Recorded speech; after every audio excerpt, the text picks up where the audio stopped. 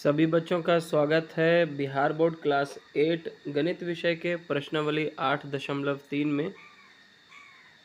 इस प्रश्नावली में खास तौर से साधारण ब्याज और चक्रवृद्धि ब्याज से संबंधित प्रश्न पूछे गए हैं। तो प्रश्नावली को शुरू करने से पहले हम कुछ तथ्यों को जान लेते हैं।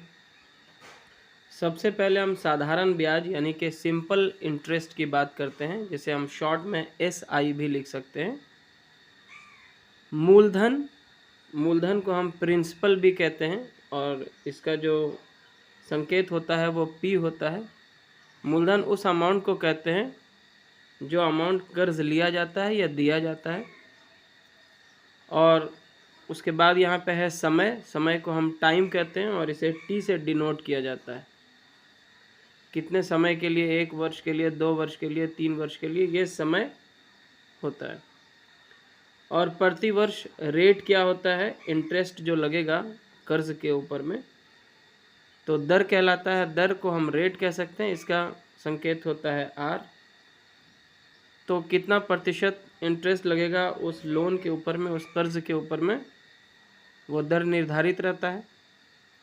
और मिश्र धन जिसको हम अमाउंट कहते हैं, मान लिया जाए कि 2 वर्ष के लिए आपने कुछ अमाउंट जो है कर्ज लिया, तो आपको 2 वर्ष के बाद कर्ज प्लस उसके ऊपर में जो इंटरेस्ट आया है वो मिला के आपको पे करना पड़ेगा, वही कहलाता है मिश्र धन, जिसको हम अमाउंट कहते हैं।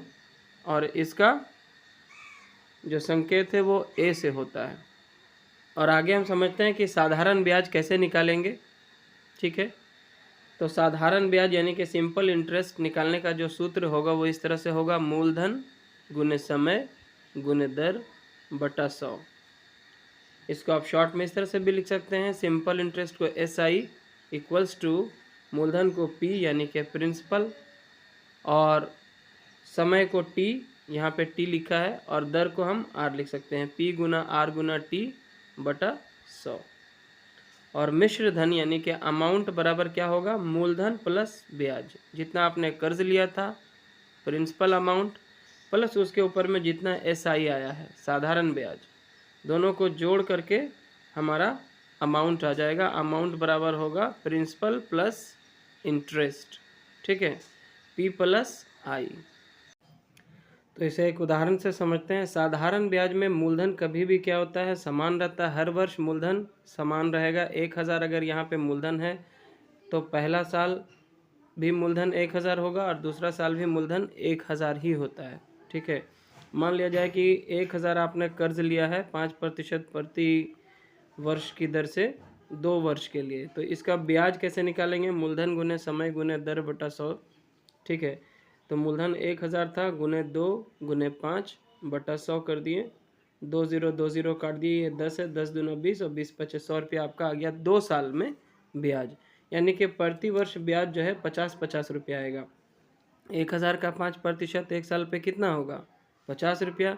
फिर अगला साल 1000 के ऊपर ही 5% लगेगा, फिर 50 रुपया, मतलब 50 100 रुपया आपका 2 साल में आपका इंटरेस्ट लगेगा या ब्याज लगेगा। और इस तरह से 2 साल के बाद आपको जो चुकाना होगा मिश्र धन अमाउंट, वो क्या होगा, मूलधन प्लस ब्याज हो जाएगा। तो मूलधन आपका 1000 था और 2 साल में आपका 100 रुपया जो है इंटरेस्ट हो गया, तो मिला करके 1100 रुपया आपको पे करना पड़ेगा।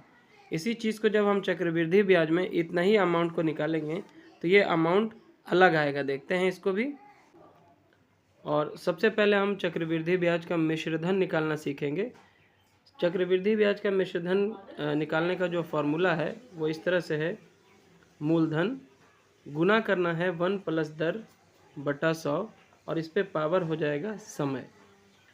इसे हम इस तरह भी लिख सकते हैं संकेत में, चक्रवृद्धि ब्याज का मिश्रधन यानी कि अमाउंट A बराबर मूलधन यानी कि प्रिंसिपल P इंटू हो जाएगा 1 प्लस दर के जगह में हम R लिख सकते हैं चूँकि रेट होता है, R बटा 100 और पावर इस पे T यानी कि समय।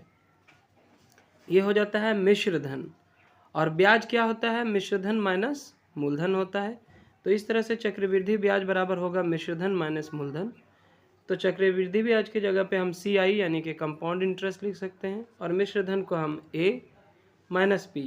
और अभी अभी A का मान हमने निकाला था और अभी अभी ए का फॉर्मूला हमने देखा है कि मिश्रधन बराबर होता है P इंटू 1+R/100 पे पावर T। तो ए की जगह पे हम ये रख लेते हैं, माइनस P अपने जगह पे है।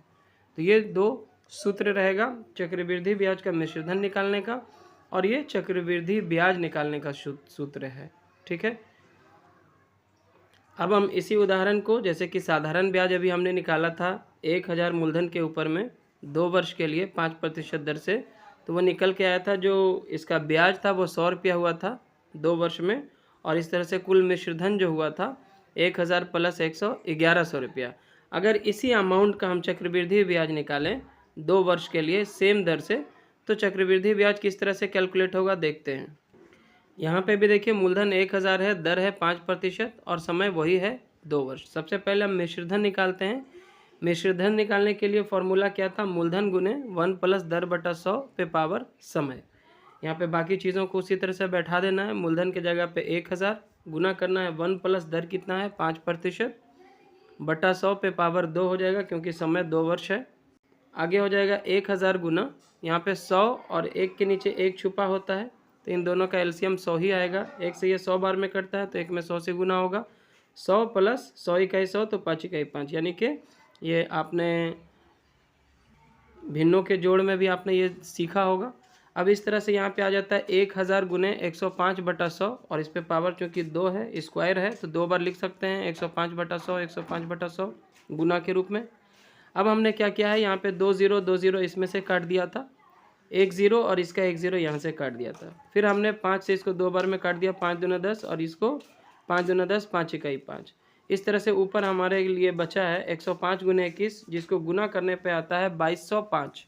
2205 आता है गुना करने पर, और इसमें हमको 2 से भाग देना होगा क्योंकि नीचे बचा है 2। जब हम 2 से भाग देते हैं तो ये हमारा आ जाता है 1102.5, और ये हमारा क्या है, मिश्रधन है। और जब हम ब्याज निकालेंगे तो क्या होगा, मिश्रधन में से मूलधन को घटा देंगे, अमाउंट माइनस प्रिंसिपल, तो 1102.5 में से हम 1000 को घटाते हैं, तो यहाँ पे जो हमारा ब्याज है वो आता है 102.5, और वहाँ पे ब्याज कितना आया था, केवल 100 रुपया आया था। यहाँ पे 2 रुपया 50 पैसा अधिक आया है, ये होता है फ़र्क। देखिए यहाँ पे क्या हो रहा था, हर वर्ष मूलधन समान था, यहाँ पे क्या होता है, मूलधन समान नहीं होता है। मान लिया जाए कि पहला साल में मूलधन था 1000 रुपया, अगला वर्ष में क्या होता है कि यही मूलधन प्लस ब्याज जो है जुड़ करके 1050 रुपया अगले वर्ष का मूलधन होता है, और फिर इस तरह से उसके ऊपर में इंटरेस्ट कैलकुलेट होता है। और अब हम प्रश्नावली 8.3 का पहला प्रश्न सॉल्व करते हैं। प्रश्न इस प्रकार है, सुधीर ने एक कोट 4500 रुपया या फिर कह सकते हैं 4500 रुपया मूल्य के खरीदे, उसे बिक्री कर यानी कि सेल टैक्स के 6% अतिरिक्त देने पड़े, तो बताइए कि सुधीर ने कोट खरीदने में कुल कितने रुपये लगाए। प्रश्न में हमें दिया गया है कि कोट का जो अंकित मूल्य है वो है 4500 रुपया, और उसके ऊपर में जो बिक्री कर लग रहा है वो है 6%। तो बिक्री कर कुल कितना हो जाएगा, 4500 का 6%, तो इतना गुने 6/100 हो जाएगा। अब हम क्या करेंगे, 2 0 2 0 ऊपर नीचे यहाँ पे काट देते हैं, बच जाता है 45 गुना 6। तो 45 में जब आप 6 से गुना करोगे तो कितना आएगा, जब हम 45 में 6 से गुना करते हैं तो हमें प्राप्त होता है 6 5 30 के 0 बाकी 3, 6 चौके 24 3 27, 270 रुपया जो है हमारा यहाँ पे बिक्री कर निकल के आ गया। तो कुल मिला के उसे कितना पे करना पड़ेगा, तो यहाँ पे हो जाएगा कुल राशि बराबर, एक तो जो अंकित मूल्य है वो अंकित मूल्य 4500 रुपया था, और इसके ऊपर में अतिरिक्त देना पड़ा है 6% जो कि है 270 रुपया। तो इन दोनों को जोड़ देंगे और अब हमारा निकल के आ जाएगा 00707 और ये 4770 रुपया उसे कुल मिलाकर पे करने पड़ेंगे। अंकित मूल्य के ऊपर में अतिरिक्त लगेगा 6% टैक्स। ठीक है, अब हम दूसरा प्रश्न लेते हैं। एक दुकानदार ने अपनी दुकान से 3 महीने की बिक्री के बाद 4500 रुपया वैट के रूप में जमा किया। यदि वैट की दर 4% हो तो यह बताइए कि उसने कितनी मूल राशि का सामान बेचा। आइए इसे हल करते हैं। यहाँ पे पूछा जा रहा है कि उसने कितनी मूल राशि का सामान बेचा। तो हम मान लेते हैं, माना कि दुकानदार ने 100 रुपये का सामान बेचा। अब उसने क्या किया, 100 रुपये का जितना का सामान बेचा उसका 4% वैट कलेक्ट किया। वैट क्या होता था, ये पहले होता था वैल्यू एडेड टैक्स, जो अब जीएसटी बन गया है, गुड्स एंड सर्विस टैक्स। दुकानदार क्या करता है, ये वैट जो है कस्टमर से लेता है और ये वैट अमाउंट फिर टाइम टू टाइम गवर्नमेंट को पे करता रहता है। तो यहाँ पे वैट की दर जो है 4%। तो ये 4% किसके ऊपर में लगेगा, जितना का सामान उसने बेचा है उसके ऊपर में लगेगा। ठीक है, तो दुकानदार ने कितना का सामान बेचा है, 100 रुपये का। तो 100 रुपये का 4% निकालेंगे तो क्या हो जाएगा, x का 4% बराबर, x का 4% कितना उसने जमा किया है 3 महीना में, 4,500 रुपया जमा किया है। तो हो जाएगा 4,500 रुपया। अब हम इसके आधार पे इसको कैलकुलेट कर देंगे। x का 4% का मतलब होगा x गुने 4/100 बराबर 4,500 रुपया। तो इस तरह से x का 4% क्या हो गया, x गुने 4/100 बराबर 4,500 रुपया। आगे इसको हम हल कर लेते हैं। जब हम इसे तिर्यक गुणन करेंगे तो ये 4x हो जाएगा। ठीक है, देखिए इसके नीचे अगर एक छुपा है तो 4x 1 से गुना होगा तो 4x ही रह जाएगा, और यहाँ पे हो जाएगा 4500 गुना 100। और इस प्रकार हम x का मान यहाँ पे निकाल सकते हैं, इसलिए x बराबर क्या हो जाएगा, 4,500 गुना 100/4। और अब हम इसको 4 से काट लेते हैं, 4 इकाई 4 और 25 चौके 100। अब क्या बच गया हमारे पास, 4500 यानी कि 4,500 गुना 25। इसमें गुना कर लीजिए, आपका जो है वो अमाउंट आ जाएगा। और जब हम 4,500 में गुना करते हैं 25 से तो हमें प्राप्त होता है 1,12,500 रुपया। अतः दुकानदार ने जो है वो 3 महीना में 1,12,500 रुपया का सामान बेचा और इसका 4% वैट उसने जो है हासिल किया, जो कि है 4,500 रुपया। आशा करते हैं कि आप इसे अच्छे से समझ गए होंगे। प्रश्न संख्या 3 है, रज़िया ने एक दवा विक्रेता के यहाँ से 625 रुपया अंकित मूल्य की दवाई खरीदी और उस पर 12 रुपया 50 पैसा अतिरिक्त कर दिया, यानी कि टैक्स दिया। बताइए कि अतिरिक्त कर की दर क्या थी, मतलब उसका रेट का जो परसेंटेज था वो क्या था।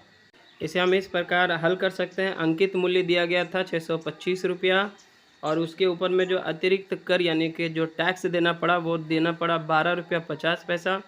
तो कर की दर प्रतिशत जो है वो इस तरह से होगी, अतिरिक्त कर बटा अंकित मूल्य गुना 100। ये एक फॉर्मूला है। तो यहाँ पे अतिरिक्त कर हमारा कितना था, यहाँ पे अतिरिक्त कर हमारा था 12 रुपया 50 पैसा बटा अंकित मूल्य है 625 और गुना करेंगे 100 से। अब यहाँ पे जब इसका दशमलव हटाएंगे तो यहाँ पे भी एक के बाद में है 2 0 डालना पड़ेगा, क्योंकि दशमलव के बाद 2 अंक हैं तो 100 तो ऊपर नीचे कट जाता है। और यहाँ पे हो जाता है 625 इकाई 625 और 625 दूना 1250 बराबर आ जाएगा 2%। क्लियर है। और इसे हम चाहें तो ऐकिक नियम यानी कि यूनिटरी मेथड से भी सॉल्व कर सकते हैं। जैसे हम लिखेंगे, चूँकि 625 रुपये में 12 रुपया 50 पैसा अतिरिक्त कर देना पड़ता है, जो भी लिखिए। 625 रुपये में 12 रुपया 50 पैसा जो है अतिरिक्त कर देना पड़ता है। तो 1 रुपया में कितना देना पड़ेगा, इसलिए 1 रुपये में हो जाएगा 12.50/625 देना पड़ेगा। और इसीलिए जब हम 100 का निकालेंगे इसलिए 100 में कितना देना पड़ेगा, तो हो जाएगा 12.50/625 गुना 100। देखिए वही चीज़ आ गया। और यहाँ पे हम इसका दशमलव हटाएंगे तो हो जाएगा यहाँ पे नीचे में 100, 100 100 से जाएगा, 625 से कहीं 625, 625 दूना 250। तो यहाँ पे भी आप इस तरह से भी निकाल सकते हैं, बराबर 2% आएगा। क्लियर है। और आगे हम क्वेश्चन नंबर 4 को हल करते हैं। यहाँ पे कहता है मिश्र धन ज्ञात कीजिए जब ब्याज की गणना प्रति वर्ष की जाती है। यानी कि ये यहाँ पे जो ब्याज है वो चक्रवृद्धि ब्याज है, प्रति वर्ष गणना की जाती है। तो इसके आधार पे हमें मिश्र धन निकालना है। ठीक है। और पहला नंबर में दिया है 7,500 रुपया पर 2 वर्ष के लिए 6% वार्षिक ब्याज की दर से। और यहाँ पे दिया गया है कि ये जो ब्याज है प्रति वर्ष कैलकुलेट होती है, एक साथ नहीं होता है। एक साथ होगा तो वो साधारण ब्याज हो जाएगा कितना भी वर्ष के लिए, लेकिन यहाँ पे क्या है, हर वर्ष जो है ब्याज की गणना होती है। तो यहाँ पे हम इस तरह से इसको निकालेंगे। तो इसे हम इस प्रकार हल करेंगे। मूलधन यानी कि प्रिंसिपल जो हमें दिया गया है 7,500 रुपया, समय यानी कि टी टाइम दिया गया है 2 वर्ष, और दर यानी कि रेट आर बराबर है 6% वार्षिक। हमें निकालना है मिश्रधन यानी कि अमाउंट, और इसका फॉर्मूला हमने आपको बताया था कि ये होगा A बराबर P इंटू 1 + R/100 पे पावर टी। और P का मतलब क्या होता है, मूलधन प्रिंसिपल। तो आगे इसको आप सिर्फ बैठा दें उसी तरह से 7,500, और ब्रैकेट के अंदर हो जाएगा 1 + R कितना है आपका 6 है, 6/100, और इस पे पावर कितना होगा 2 होगा क्योंकि समय है 2 वर्ष। बराबर हम लिख सकते हैं 7,500 गुना हो जाएगा, देखिए ये 106 हो जाएगा। किस तरह से, देखिए ये 100, यहाँ पे भी एक छुपा होता है, 1 से 100 बार में कटेगा तो ये 1 में 100 से गुना होगा, तो 100 + 100 इकाई 100, तो 6 इकाई भी 6, इतना पे पावर 2 है। बराबर हम इसको लिख सकते हैं 7,500 गुना 100 + 6 हो जाएगा 106/100, चूँकि पावर 2 है तो ये 2 बार लिख सकते हैं हम 106/100। क्लियर है। अब यहाँ से 2 0 2 0 हमने काट दिया। ठीक है। अब हम 25 से इसको काटते हैं, 25 तिया 75 और 25 चौके 100। ठीक है। अब 2 दूना 4 कट जाएगा, और 2 पचे 10, 2 तिया 6, फिर 2 इकाई 2, 2 पचे 10 और 2 तिया 6। अब बचा क्या क्या, देखिए हम आगे लिख देते हैं। बराबर हो गया 3 गुना 53 गुना 53, यही बचता है हमारा। अब हम इन तीनों को गुना कर लेंगे, हमारा आंसर आ जाएगा। तो यहाँ पे हमने गुना कर लिया है 53 में, पहले हमने 3 से गुना किया 159 आया, और इसमें फिर 53 से गुना कर दिए तो हमारा आ जाता है 8,427 रुपया। तो ये मिश्रधन होगा 2 वर्ष के बाद 7,500 रुपया के ऊपर में। ठीक है। तो ये आपका हो गया उत्तर। क्लियर है। और अब आप 4 का बा में देखिए, यहाँ पे मूलधन के रूप में दिया गया है 25,000 रुपया, समय है 3 वर्ष। ठीक है। और जो दर है वो है 8% वार्षिक। हमें निकालना है मिश्रधन यानी कि ए, जिसका फॉर्मूला होता है A बराबर P इंटू 1 + R/100 पे पावर टी। तो बराबर यहाँ पे मैं लिख देता हूँ, P के जगह पे हम लिखेंगे 25,000। ठीक है। और यहाँ 1 + R हमारा कितना है 8 है, 8/100 पे पावर कितना हो जाएगा 3, क्योंकि समय जो है 3 वर्ष है। आगे इसको लिख सकते हैं आप 25,000, और गुना हो जाएगा यहाँ पे 100 आ जाएगा एलसीएम, तो 100 + 8 बन जाएगा ये, और इस पे पावर कितना है 3 है। ठीक है।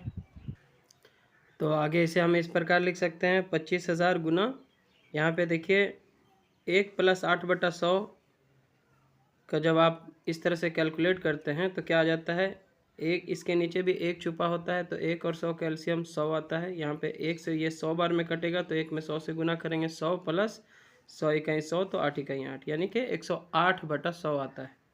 आगे इसको हम इस प्रकार लिख सकते हैं 25,000 गुना 100 और 8 को जोड़ देंगे तो 108/100। ये कितना बार हमें लिखना होगा, क्योंकि इस पर घात 3 है तो इसे हम 3 बार लिख सकते हैं 108/100, फिर एक बार और 108/100।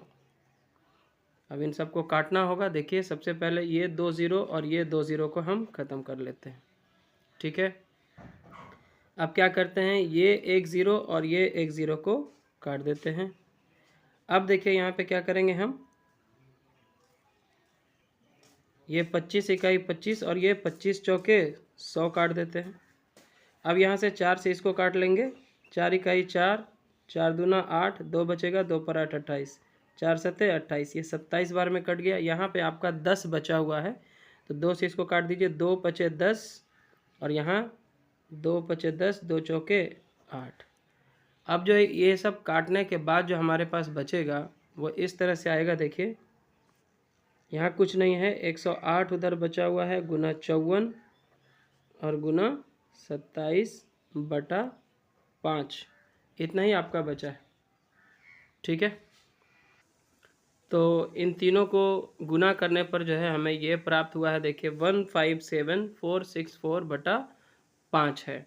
अब हम क्या करेंगे, 5 से इसमें भागा देंगे, तो 5 से भागा देने पर देखिए क्या हो गया, 5 दिया 15 कट जाएगा। अब 7 उतारेंगे, 5 इकाई 5, 2 बच जाएगा, 2 पर 4 24 हो जाएगा, 5 चौके 20 लगेगा। अब 4 बच जाएगा, 4 पर 6 46, 5 नवा 45, 1 बचेगा, 1 पर 4 14, 5 दूना 10, 4 बच जाएगा, पॉइंट देंगे 40 हो जाएगा, 5 8 40। तो यहाँ पे हमारा मिश्र धन आ जाएगा 31,492 रुपया 80 पैसे, इसको आप कह सकते हैं। तो इस तरह से हमने 4 का आ और बा यहाँ पे दोनों को कर लिया है सॉल्व। एंड स्टूडेंट्स, आज के इस वीडियो लेसन में हम क्वेश्चन नंबर 4 तक को ही सॉल्व करते हैं। आगे के प्रश्नों को हम नेक्स्ट वीडियो लेसन में सॉल्व करेंगे। अगर आपको ये वीडियो लेसन हेल्पफुल लगा या आपको ये अच्छा लगा तो ज़रूर से इसे लाइक करें, शेयर करें अपने दोस्तों के साथ, और चैनल पे नए हैं तो सब्सक्राइब ज़रूर करें। Thanks for watching.